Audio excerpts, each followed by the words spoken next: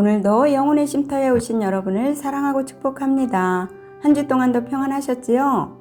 시편 42편을 요약하면 목마른 사슴이 시냇물을 찾기에 갈급하듯이 시인은 하나님 얼굴 뵙기를 갈망합니다. 그는 이전에 하나님의 집에서의 일을 기억하고 마음이 상합니다. 원수의 압제와 대적자들의 비방으로 영혼이 낙심되고 불안하지만 그는 하나님께 소망을 두고 하나님의 도우심을 여전히 찬송합니다. 시편 42편은 기도자의 상황을 시공간적으로 나타냅니다. 그리고 마지막에 시인의 독백이 반복되어 자리하고 있어요. 특히 42편의 표제어인 마스길이 암시하는 것처럼 전하고자 하는 교훈이 있습니다. 첫 번째는 생명은 하나님께 있다는 사실입니다. 시인은 자신이 당한 현재 상황을 광야와 혼돈의 바다라고 표현해요. 그만큼 자신이 죽음과 같은 상황에 있다는 고백에서 시인은 살아계신 하나님을 부릅니다.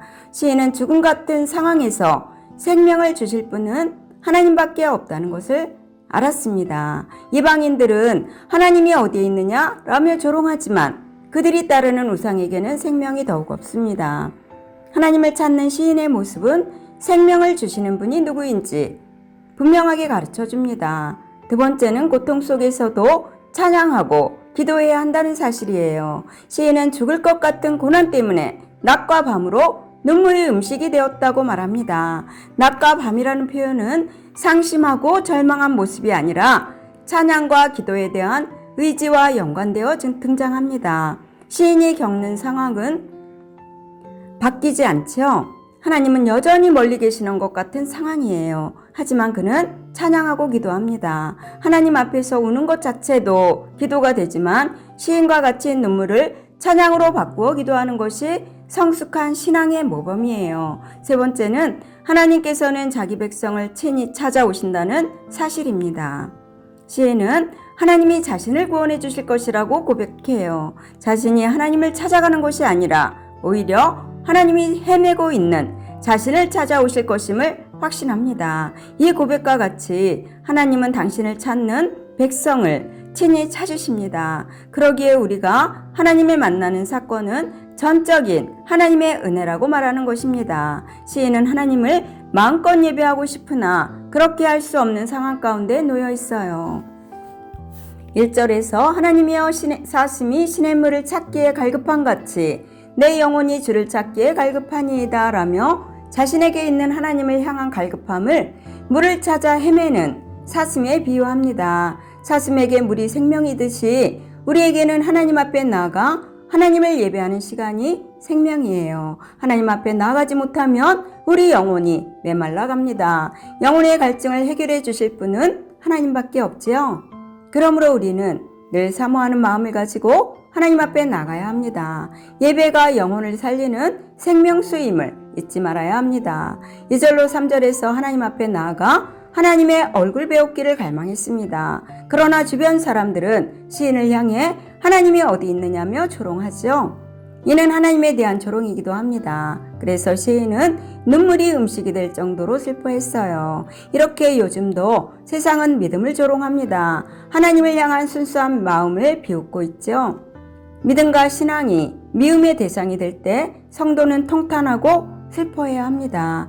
사람들의 조롱에 눈물을 흘렸던 시인처럼 교회를 향한 세상의 조롱에 우리도 가슴 아파해야 합니다. 4절에서 시인은 지난 날을 회상합니다. 그는 전에 감사의 노랫소리와 축제의 함성 가운데 많은 무리를 성전으로 인도하던 때를 떠올리면서 가슴이 미어지는 경험을 하고 있습니다. 시인이 이토록 마음 아파하는 이유는 지금까지 그 예배가 진정으로 드리는 예배였기 때문이에요. 시인의 고백을 통해 오늘날 우리의 예배를 돌아보아야 합니다. 예배를 드리지 못하는 일이 생길 때에도 마음에 아무런 동료가 없다면 그동안 진정한 예배를 드리지 못했기 때문이에요. 예배는 그저 시간을 때우는 일이 아닙니다. 예배는 우리 영혼을 살리는 생명의 젖줄입니다. 5절에서 내 영혼아 내가 어찌하여 낙심하며 어찌하여 내 속에서 불안하여 하는가. 너는 하나님께 소망을 두라. 그가 나타나 도우심으로 말미암아 내가 여전히 찬송하리로다. 시인은 하나님의 전에 나아갈 수가 없어 낙심하며 시리에 빠진 자신의 영혼에게 말합니다. 자신에게 낙심하지 말고 하나님께 소망을 두라고 격려해요. 시인은 자신이 당한 상황과는 상관없이 하나님은 여전히 살아계시며 역사하신다는 사실을 잊지 않은 것입니다. 아무리 상황이 어렵고 힘들어도 잊지 말아야 할 것이 있어요. 그것은 하나님은 여전히 살아계시다는 것입니다.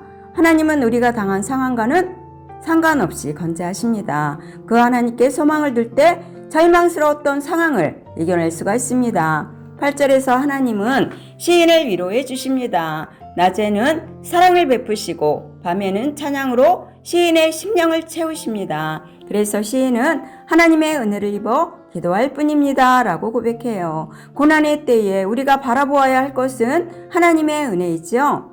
하나님은 시련 가운데 있는 당신의 백성에게 필요한 은혜를 허락하시는 분이십니다. 하나님의 은혜는 이렇게 놀랍죠.